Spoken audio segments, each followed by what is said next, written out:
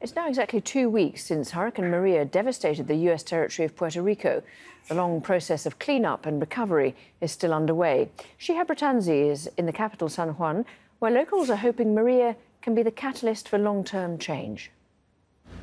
It soon became clear after Hurricane Maria passed through Puerto Rico that no centralized aid was going to be forthcoming anytime quickly from either Washington or from the authorities here in Puerto Rico. So it was up to community groups to begin organizing, to try and get food to people, to try and help people, to try and rebuild and try and recover people from houses.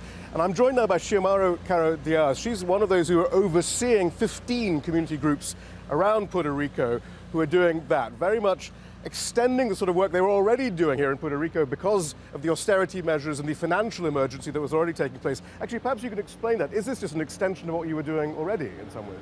Well, in a way, it's a deepening of what we were doing already, but it's also the urgency that has come with it. It's like a veil has been lifted off of Puerto Rico, and it's now for the world to see the poverty that already existed and what it means in terms of poor infrastructure, the impact of a hurricane of this magnitude.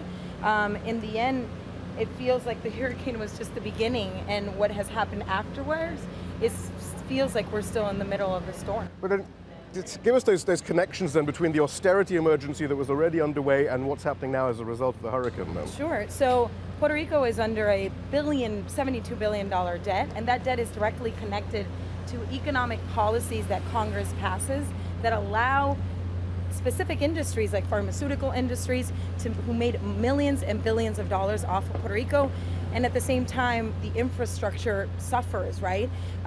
They don't pay taxes. Puerto Rico has been used as a tax haven for a very long time, and it doesn't have political power. So you have a place that has historically been kept poor, that has been used to make billions of dollars and extract wealth, and at the same time your infrastructure that goes from people's homes, which they don't make enough money to have a cement home, so the impact is much worse. But it also goes to the extent of what happens to our roads, our electricity. How is it that after we've made so much money for all these industries, nothing is left behind? Very quickly, Donald Trump says he wants to forgive Puerto Rico the debt. Goldman Sachs be damned. What do you make of that? I would like to see that in paper. I think Donald Trump is someone difficult to trust, who came here and made a ridicule of the people of Puerto Rico. It was embarrassing to watch the governor laugh while he was making jokes about Puerto Rico, and even diminishing the amount of people that we've lost and the amount of deaths that we've had, some of which we haven't even counted for. So if that's true, I want to see it on paper, and he should have it clear. It's not a concession he's making, it's justice. Xiomara Caro-Diaz, thank you very much. A sense amongst community groups, though, that they would rather decentralized relief and reconstruction, and that the same authorities who are trying to cut services in Puerto Rico can't necessarily be trusted now to rebuild Puerto Rico.